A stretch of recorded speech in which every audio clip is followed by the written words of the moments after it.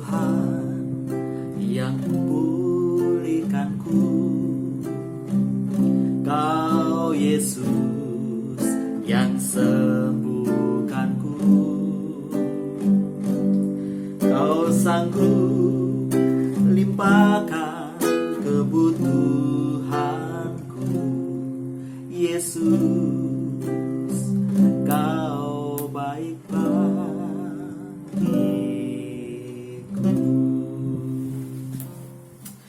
Shalom, saudara yang dikasih Tuhan. Memang Tuhan itu baik, Tuhan Yesus itu baik, dan di dalam Tuhan Yesus kita dipulihkan, kita diberkati, dan kita boleh menerima anugerahnya yang luar biasa. Saudara yang dikasih Tuhan, saya akan merenungkan firman Tuhan yang saya ambil di dalam Hosea pasal yang ke-14 ayat 2 sampai dengan yang ke-3. Demikian firman Tuhan. Bertobatlah hai Israel kepada Tuhan Allahmu, sebab engkau telah tergelincir karena kesalahanmu. Bawalah sertamu kata-kata penyesalan, dan bertobatlah kepada Tuhan. Katakanlah kepadanya, ampunilah segala kesalahan, sehingga kami mendapat yang baik. Cukup di sini. Nah, saudara yang dikasihi oleh Tuhan Yesus Kristus, kitab yang baru saya baca ini adalah kitab Hosea di dalam Perjanjian Lama. Hosea adalah seorang nabi di dalam Perjanjian Lama yang memiliki keunikan tersendiri dibanding dengan nabi-nabi lain. Nah, memang setiap nabi punya keunikan tersendiri. Apa keunikan sendiri? Kalau Bapak Ibu melihat di dalam Hosea pasal yang pertama, maka Tuhan menyuruh Hosea untuk mengawini perempuan sundal atau Gomer. Nah, bukan tidak ada maksud atau tidak ada tujuan. Tuhan punya tujuan melalui setiap firman-Nya. Ya, memang unik sih, seorang nabi Tuhan, seorang hamba Tuhan disuruh untuk mengawini orang yang tidak setia. Pastilah mengalami satu konflik yang luar biasa. Dan memang benar Bapak Ibu yang dikasih Tuhan, pada waktu Hosea mengawini si Gomer, perempuan sundal ini melahirkan anak yang pertama memang anaknya Hosea. Kemudian hamil lagi, dan yang kedua ini bukan anaknya Hosea. Dan kemudian hamil lagi juga, ini juga bukan anaknya Hosea. Dan kemudian memang Gomer ini memiliki kesukaan yaitu untuk bersenang-senang dan meninggalkan Hosea, dan kemudian dia berselingkuh dengan berbagai banyak orang, menjual diri, dan kemudian saya tidak bisa membayangkan. Ya, memang ini bukan cerita yang menarik atau cerita yang sedap didengar. Cerita yang sangat buruk, ya. Tetapi ini yang ditulis dalam kitab suci. Kenapa? Karena memang itulah kehidupan kita juga. Umat Israel atau umat Tuhan yang meninggalkan Tuhan adalah umat yang seperti Gomer. Umat yang seperti pelacur. Umat yang seperti orang yang berselingkuh, orang yang tidak setia. Hosea diperintahkan oleh Tuhan untuk mengawini Gomer, supaya Hosea sebagai seorang laki-laki, sebagai seorang suami yang setia, sebagai seorang suami yang tulus hati, mengetahui, mengalami, merasakan betapa hancurnya hati Allah ketika umatnya meninggalkan Dia. Sekali lagi saudara, ini bukan cerita yang sedap didengar, apalagi ditatah suci di dalam surgawi. Ini kehidupan yang sangat hina. Tetapi memang itulah kehidupan manusia, Bapak Ibu yang dikasih Tuhan. Kehidupan manusia yang lupa akan penciptanya. Mungkin kita tidak menyembah Mamon, atau tidak menyembah patung-patung, atau mungkin kita tidak memiliki jimat. Tetapi hati kita bukan lagi Tuhan. Hati kita sudah memiliki berhala-berhala yang lain. Kita memiliki berhala yang namanya uang. Kita yang memiliki berhala yang namanya kekuasaan atau kesenangan. Kita memiliki berhala yang namanya hobi. Kita yang memiliki berhala yang namanya handphone. Kita memiliki berhala yang namanya game. Saudara, manusia diciptakan untuk apa? Untuk memiliki persekutuan dengan Tuhan. Karena pada awalnya Tuhan menciptakan dunia ini supaya manusia dapat dipercaya untuk mengelola, karena manusia adalah wakilnya Tuhan di dunia ini. Tetapi apa jadinya, saudara? Semuanya rusak. Karena apa? Tipu muslihat iblis dan manusia ditipu. Cara iblis menipu adalah melalui kesenangan manusia. Orang yang berselingkuh, kesenangannya berselingkuh. Orang yang hidup membuang-buang waktu, kesenangannya hanya membuang-buang waktu, saudara. Orang yang kesenangannya bisa dipakai untuk memberangus kehidupan itu sendiri. Sehingga kehidupan kita yang seharusnya hidup dalam damai sejahtera dengan Tuhan, hidup dalam perkenanan kepada Tuhan, hidup dalam berkat Tuhan, hidup dipakai dengan Tuhan dengan luar biasa, akhirnya terhilang. Persis Yohanes 10 ayat 10. Pencuri datang untuk mencuri, membunuh, dan membinasakan. Itu yang terjadi dalam kehidupan kita, saudaraku yang dikasihi oleh Tuhan. Kehilangan itu masuknya melalui pelanggaran kita. Pada waktu kita hidup di dalam ketaatan kepada Tuhan, hidup dalam persekutuan dengan Tuhan, tidak akan ada yang terhilang. Tetapi pada saat kita terlena, maka akan banyak yang terhilang di dalam kehidupan kita. Sehingga semakin hari kita semakin mengalami kerugian, semakin hari semakin mengalami kemalangan, semakin hari semakin mengalami penderitaan, semakin hari mengalami jauhnya daripada kebersamaan dengan Tuhan. Tidak ada damai, tidak ada sukacita. Berkat hanya harapan dari jauh. Dan kalau kita teruskan, bukan bertambah baik, tetapi semakin menuju kepada kebinasaan. Umatku binasa karena tidak mengenal akan Allah, tidak akan mengenal firman-Nya. Hari ini Tuhan mau memulihkan. Hosea ditulis agar supaya umatnya sadar akan esensi hidupnya, akan apa yang seharusnya dihidupi oleh setiap orang. Sehingga di sini ada janji yang luar biasa. Kalau kita bisa membaca ayat yang kelima, saya baca, Tuhan, aku akan memulihkan mereka dari penyelewengan. Aku akan mengasihi mereka dengan sukarela, sebab murkaku telah surut daripada mereka. Aku akan seperti embun bagi Israel, dan ia akan seperti bunga bakung yang menjulurkan akar-akarnya seperti pohon di Hor. Bapak Ibu yang dikasihi oleh Tuhan, janji Tuhan lengkap. Tuhan memberikan kuasa pemulihan. Tapi kita akan melihat ada 4 langkah yang harus kita alami supaya kita tidak kehilangan lagi, supaya kita tidak dirusak lagi, supaya kita tidak mengalami distorsi di dalam kehidupan lagi, supaya kita tidak kacau lagi hidup kita. Langkah yang pertama, mari kita membaca di dalam ayat yang pertama, ayat yang kedua. Ya, kata yang sering kita dengar, bertobatlah. Bertobatlah.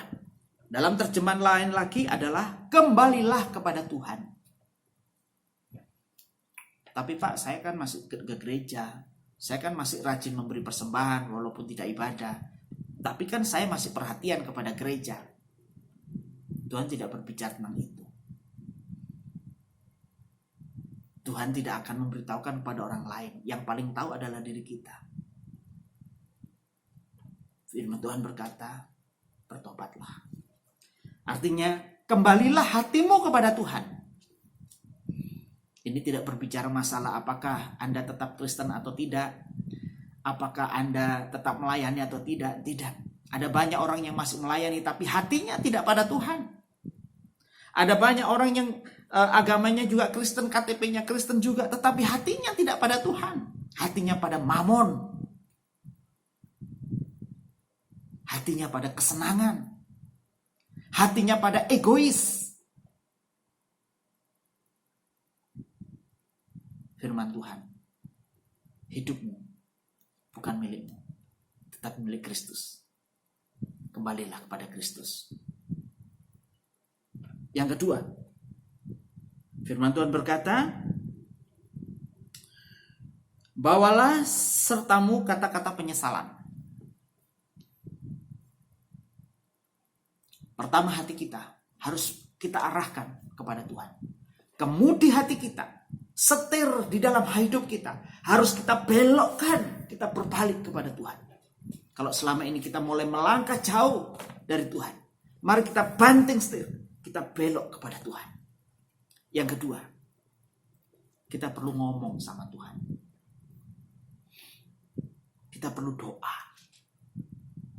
Kita perlu menyampaikan sesuatu kepada Tuhan. Apa yang kita sampaikan? Kehancuran hati kita. Ada banyak orang yang hidupnya hancur, tapi sombong sekali. Ada banyak orang yang kehilangan semuanya, tapi sombong sekali, tidak mau berdoa.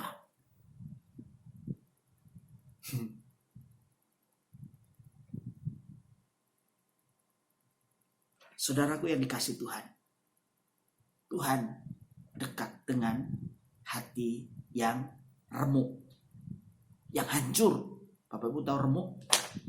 Kalau saya punya mangkok, kemudian dipecahkan itu, remuk. Tak bisa dipulihkan. Sudah tidak ada lagi keindahannya. Sudah tidak utuh lagi.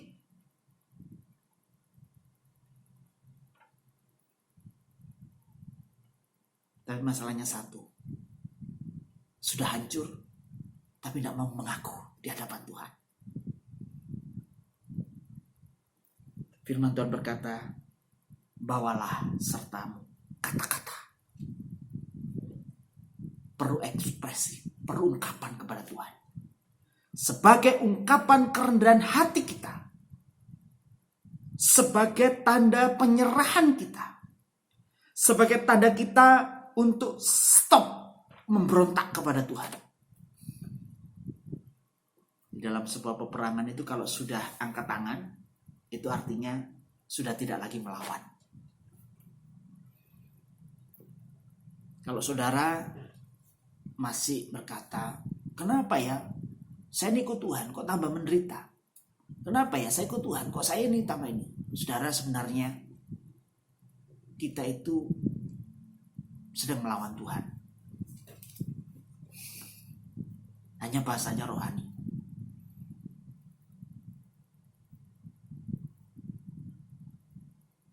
Oleh sebab itu, saudaraku yang dikasih Tuhan, kalau memang orang itu memiliki hati yang hancur, dia akan seluruhnya ungkapkan itu di hadapan Tuhan secara pribadi. Dia akan masuk ke tempat yang kosong, dia akan masuk pintunya terkunci, dia akan meratap, menangis, mengakui segala kesalahannya dan penyesalannya di hadapan Tuhan. Dan tidak mempertahankan kebenarannya. Ada banyak orang ngaku salah, tapi masih tapi Tuhan. Itu semua karena ini dan itu. Rancangan Tuhan bukan kehancuran. Rancangan Tuhan bukan kita tidak memiliki masa depan. Tapi rancangan Tuhan adalah supaya Bapak Ibu Saudara dipulihkan. Yang ketiga, ayat yang keempat, ya. Dan bertobatlah kepada Tuhan, katakan kepadanya, ampunilah segala kesalahan. Di dalam terjemahan yang lain, saya akan baca Bapak Ibu Saudara yang kasih Tuhan, ayat yang ketiga ini adalah, di dalam terjemahan yang lain adalah Hosea pasal 14, dikatakan, bawalah serta kata-katamu dan berbalik pada Tuhan, katakanlah kepadanya, buanglah kesalahan kami dan terimalah yang baik. Saya akan baca di terjemahan yang lain, Bapak Ibu.